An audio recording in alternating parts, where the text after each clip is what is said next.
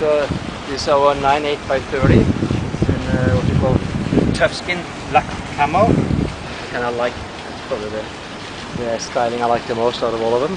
So Tufskin is the most resistant to impacts? Yes, impact is, of course, has a really very thick glass skin with basically wood on the whole deck underneath.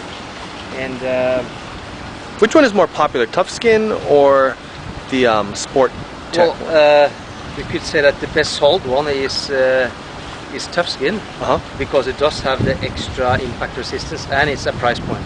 Whereas Sport Tech, you know, beautiful wood look, a bit lighter, but also more expensive. So, you know, you always check your value there. And then you have your Technora, which are basically for those who really want to have the lightest board. And that's also the strongest in terms of impact of the waves.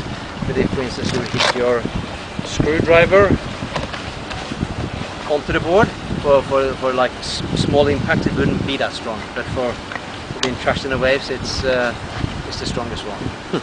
So like if you're a pro rider or really want to push it, you want to go for obviously Technora. Okay. So this one is 9/8 by 30. By 30. And it's a basic tri-fin setup. What I like about it is, for some reason, it seems to be just paddling pretty straight, and quite a bit of volume. Is this thing a quad or is it 3 fins? Tri-fin. And we've got quite a bit of area up the front, so it paddles easy through some white waters and stuff. Easy to balance on, you just feel comfortable. And look at the bottom. It's kind of going relatively small V just throughout, coming in a little bit more. It's nice soft rails, and I guess we just kept on tweaking these rocker lines, rail lines, and well, out here first, and then in Bali and the Maldives, and a little bit on Maui. This became like probably one of the sweetest models, I think. It's like good for guys that are stepping down from 10-11 foot, getting something that is easy and really sweet on the way.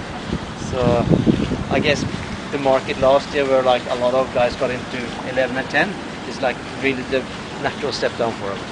So what is the reason you put a rounded pin on this one versus the kind of the swallowtail like on the others? Well, you could say that as you go, in my experience with the Asian Great, but I collaborate with all our testers, is that when you're basically making a shorter board, let's say you go from this as a 9/8 and then you go to an 8/5, what you do, you basically cut away the tail. So you end up with something wider because you obviously have to cut it away. So when you then have a longer board, it becomes more pinny, and that is one reason, I would say. Also, if you have too much curve, let's say this was, let's say you had a 8-foot or even a 7-foot, being 30 in the middle and then bringing it into a pin would create a lot of curve, and it may not hold so well in the waves. So you want to have like the smaller boards, you may want to have them a little bit wider in the tail, simply because they're so wide in the middle, and the relation of that means that you get a more straight rail line, which will be holding better throughout. Okay. And then these mounts right here, what are those for? Foot straps? They're foot straps if you really want to go in and play hardcore, or even want to put a rig on them. Then you have proper support. You won't fall off the board anymore. So you can windsurf this thing too? That you can windsurf, yes. It is set up so that if you one day want to check that out, you just drop a rig on here and you go.